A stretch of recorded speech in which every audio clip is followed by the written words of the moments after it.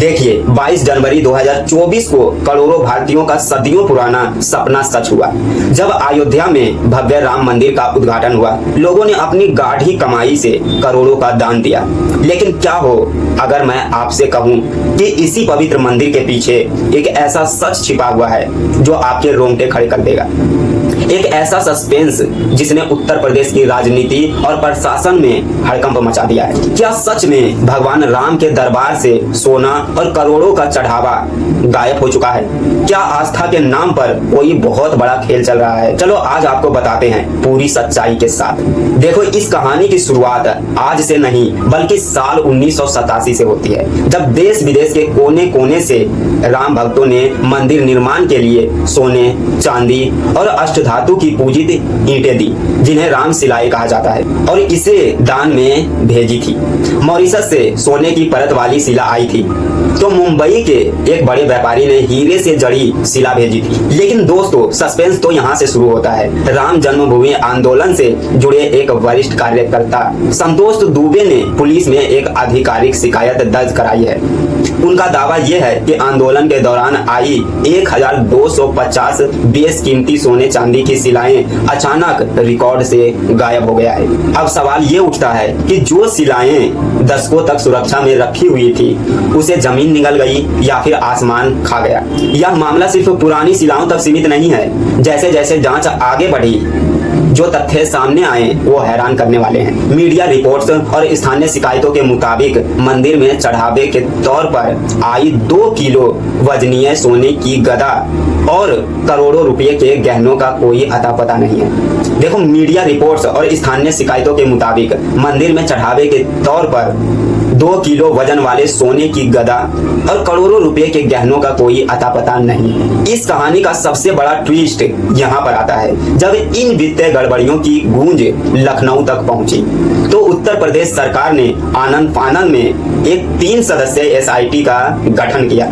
जब इस एसआईटी ने राम मंदिर ट्रस्ट के महासचिव चंपत राय के बेहद करीबी सहयोगी राम शंकर यादव उर्फ टिन्नू के पैतृक आवास पर छापेमारी की, तो अधिकारियों के होश उड़ गए। वहां से भारी मात्रा में सोना और कैश बरामद हुए। अब आप ये खुद सोचिए, एक कर्मचारी के घर पर मंदिर का सोना क्या कर रहा था? इस खुलासे के बाद मंदिर प्रशासन तुरंत ही बैकफुट पर आ गया। आनन फानन में सुरक्षा व्यवस्था को बदला गया, आर्मी ऑफिसर को जिम्मेदारी सौंपी गई, सीसीटीवी कैमरे बढ़ाए गए।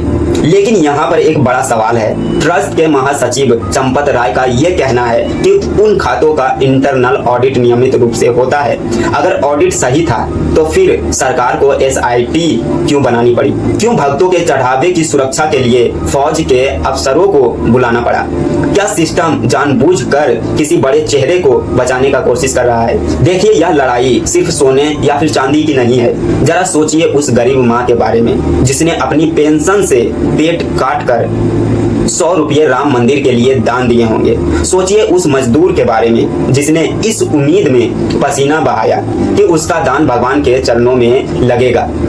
जब ऐसे पवित्र स्थान से चोरी की खबरें आती है तो सिर्फ कानून नहीं टूटता है, करोड़ों भारतीयों का भरोसा टूटता है। आस्था के साथ खिलवाड़ करने वाला चाहे कितना भी बड़ा रसूखदार क्यों ना हो, उसे सजा मिलनी ही चाहिए। इस शिकायत में सीधे तौर पर श्री राम जन्मभूमि तीर्थ क्षेत्र ट्रस्ट के महासचिव चंपत राय, उनके करीबी सहयोगी अनिल मिश्रा, गोपाल राव और चंपत राय के पर्सनल ड्राइवर राम शंकर यादव उर्फ टिन्नू का नाम शामिल है। देखिए, इस मामले की गंभीरता को देखते हुए उत्तर प्रदेश सरकार ने 3 सदस्यीय एसआईटी का गठन किया, और जब इस सीक्रेट टीम ने चंपत राय के करीबी सहयोगी टिन्नू यादव के पैतृक आवास पर छापा मारा तो जो मिला उसने सबके होश उड़ा दिया। टिन्नू के घर से अज्ञात मात्रा में सोना बरामद हुआ।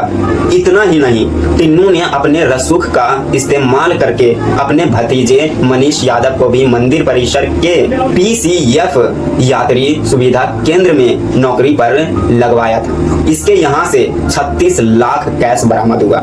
लेकिन जरा रुकिए, इस एसआईटी के रडार पर सिर्फ टिन्नू नहीं है, इस लिस्ट में और भी चौंकाने वाले नाम है। राजेश पाठक, जो मंदिर में नोट गिनने वाले कोर स्टाफ में शामिल थे, पिछले 5 से 6 ही सालों में इनकी जीवन शैली और संपत्ति इतना अचानक कैसे बढ़ गया। केडी तिवारी, जो मंदिर में दान में आने वाले सोने चांदी के आभूषणों को संभालता था। लवकुश और अन्नू कल्प मिश्रा, जो नोटों को गिनता था। और इनकी अचानक बढ़ी वित्तीय हैसियत अब कानून के घेरे में है। अब आप ये सोचिए, देश के सबसे सुरक्षित और वीवीआईपी मंदिर में से एक है, जहां परिंदा भी पर नहीं मार सकता है, वहां इतनी बड़ी हेराफेरी कैसे हो गई। एक और खतरनाक चीज सामने आई है।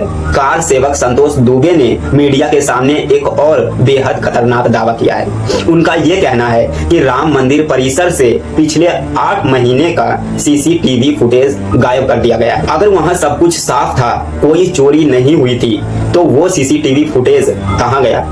किसे बचाने के लिए कैमरे का डेटा डिलीट किया गया? मीडिया रिपोर्ट्स के मुताबिक मंदिर में चढ़ावे के बक्से से जो नकदी और सोना आता था, उसे व्यवस्थित तरीके से रिकॉर्ड ही नहीं किया जा रहा था। अगर वहां सब कुछ साफ था, कोई चोरी नहीं हुई थी, तो वो सीसीटीवी फुटेज कहां गया? किसे बचाने के लिए कैमरे का डेटा डिलीट किया गया? मीडिया रिपोर्ट्स के मुताबिक मंदिर में चढ़ावे के बक्से से जो नकदी और सोना आता था, उसे व्यवस्थित तरीके से रिकॉर्ड ही नहीं किया जा रहा था। सिर्फ कैश की गिनती दिखाई जाती थी और सोने चांदी की कीमती वस्तुओं को रिकॉर्ड में दर्ज करने से पहले उसे गायब कर दिया जाता था।